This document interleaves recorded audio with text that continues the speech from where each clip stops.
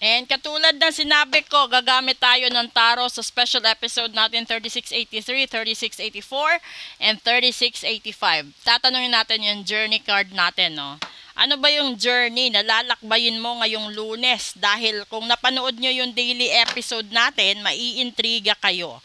Panoorin nyo yung daily episode, from health episode to daily episode, at papunta dito, kukuha tayo ng tatlo. At pasensya na kayo, kakabukas ko lang nitong card na ito. Kaya medyo dikit-dikit sila. Ito yung mga bahagi ng mga koleksyon ko na panapanahon kapag nabuksan natin. So kukuha muna tayo dito ng tatlo. Una, Seven of Swords. Lagot. Nakatapat ng Keeper of Secrets. Pangalawa, this is the Seven of Cups. And pangatlo, the Page of Wands. Okay. Ngayon, ito na tayo dito, 'di ba? Kasi yung Seven of Swords kasi is nagpapakita, no, ng karakter na may mga bagay na kaya mong hawakan, may mga bagay din na hindi mo kayang panghawakan.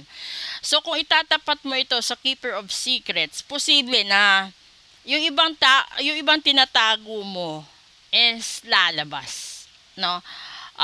Yung ibang sikreto mo malalaman, yung ibang inililihim mo malalaman, kasi kung nakikita nyo dito, yung bit-bit niya is tatlo lang. So, ibig sabihin, yung kaya niyang makarga is tatlo lang. Yung apat is maiiwan. So, there is a possibility. Tatlong sikreto yan. At yung pangalawa is the Seven of Cups. Ito'y bahagi sa mga pangarap mo. No? Yung iba sa pangarap mo, no, masusugal dahil dito sa pagmamahal mo. Which is true. Kasi yung iba nagmahal, isinugal nila yung pag-aaral nila. Hindi sila nakapagtapos dahil sa pagsugal sa pag-ibig. Hindi sila sumunod sa magulang nila, hindi gumanda ang takbo ng buhay nila dahil sa pag-ibig. So, ganun din siguro yung mga choices natin sa buhay. Hindi lahat ng gusto natin matutupad dahil sa katigasan ng ulo natin. And dito naman sa Page of Wands, 'di ba? Yung panghuli, which is nakatapat naman ng shaman. Ito dapat ang mangyayari kapag hinintay mo ang dapat na para sa iyo. Kaso nga lang masyado kang nagmamadali. Kaya ganyan yung nangyayari sa buhay mo, 'di ba? And then minsan kasi may mga ugali ang tao na hindi siya marunong mag-antay ng tamang panahon, pagkakataon at tamang taon nakalaan para sa kanya. Yung gusto mo lagi is yung pagiging kapag gusto mo gagawin mo, kapag naghahanap ka ng solusyon, kailangan pwersahan, kailangan na ganito ganyan. Hindi.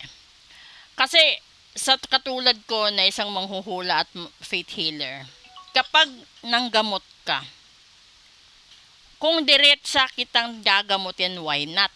'Di ba?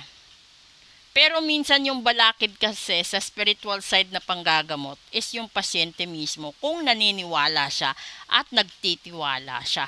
Dahil never kang gagaling kung ikaw mismo nag-aalinlangan.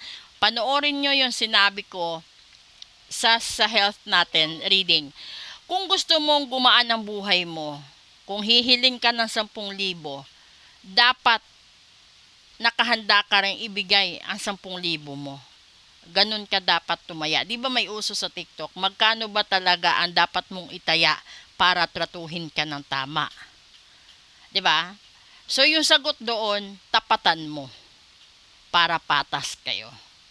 'Di ba? May panahon na wala, may panahon na buwelo, pero hindi ka nauubusan kasi umiikot ang mundo. Pero kung ikaw yung tipo ng tao na hindi mo matanggap ang pagkatalo mo, 'di ba, magpapabarang ka? Kung hindi mo tanggap na napunta sa iba yung mahal mo, 'di ba ipapagayuma mo? Kung hindi mo matanggap na sumisikat yung negosyo niya, gumagaan ang buhay ng pamilya niya, di ba, ipapakulam mo. Minsan, sumpa mo, di ba? Kung hindi mapunta sa'yo, isusumpa mo na hindi rin siya mapupunta sa iba. Uy, ganun lang din yon. So, katulad din ng isang butones, kung gaano kalaki yung butones, ganun din ang uhalis nun. So, kung ano kalaki yung kasalanan mo dahil nasa karmic cycle tayo, yun din ang aanihin mo. Kung gaano kaganda or kalaki at kabigat ang ginawa mong kabutihan, ganun din ang ibabalik sa'yo. Minsan, tenfolds pa. Plus bonus yun, di ba?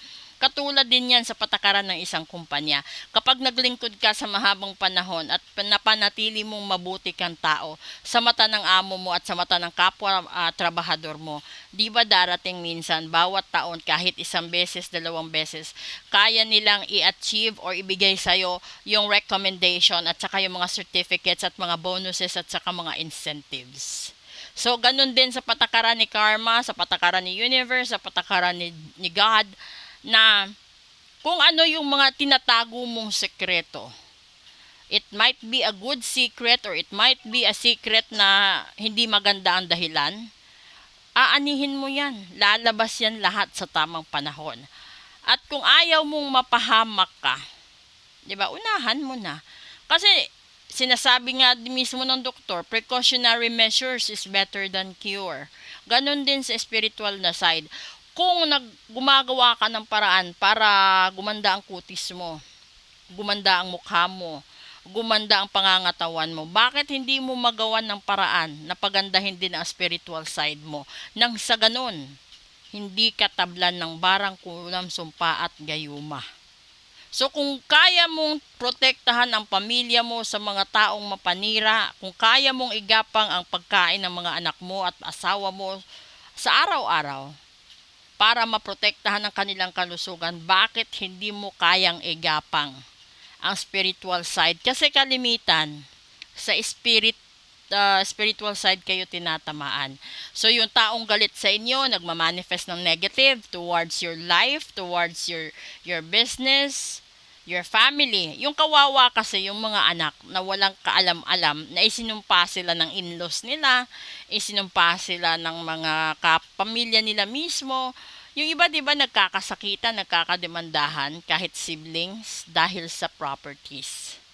So, this is a big decision for everybody to take, not to take for granted. Kasi, ito yun kung may mga pangarap ka sa buhay, at pakiramdam mo parang ang bigat at ang hirap abutin, iparitual mo para gumaan. Kasi mas maganda pag nagpa-reading ka para malaman kung saan ba galing yung kamalasan mo, gawa ba ng tao, gawa ba ng natural na sitwasyon, or gawa ng manifestations ng iba. Malay mo, 'di ba? Kung yung palang sunod-sunod na aksidente sa buhay ng pamilya mo, kagagawan pala ng ritual ng ibang tao, ng kalaban mo, lalo na ngayon papunta yung yung election 2025. Ay, marami, alam nyo, maraming politiko na gumagamit ng ritual para matalo, magupo at sumuko ang kalaban nila. Ang hindi ninyo alam, it's a silent assassin type of putting incrementals sa lahat-lahat, no? If there is a powerful ano ba dito tawag nito, yung kaya ng social media sirain ang pagkatao mo, 'di ba? Ganon din yung spiritual na side. Kapag yan pinagawa, kaya din sirain ang lahat-lahat na pinaghirapan mo. Lalong-lalo na kung talagang tatapatan niya ang dapat igastos para sa hinihiling niya. Kaya natutupad. Ang hindi nyo alam, maraming politiko ang may hawak ng ritual.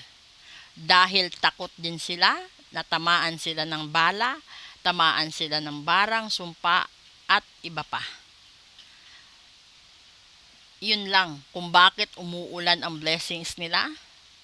Dahil yun sa ritual na hawak nila para mangakit ng maraming customer, maraming blessings at maraming good fortune. Iyon ang hindi nyo kasi ginagawa sa buhay ninyo. Kaya hindi kayo minsan makaangat ng dire-diretso. Aangat, bababa, aangat, bababa. So, pag-isipan nyo yan dahil yan ang pinaka-sekreto ng maraming tao na umaasenso. Okay? Hindi lang nila kinukwento, pero yan yung totoo. Good afternoon!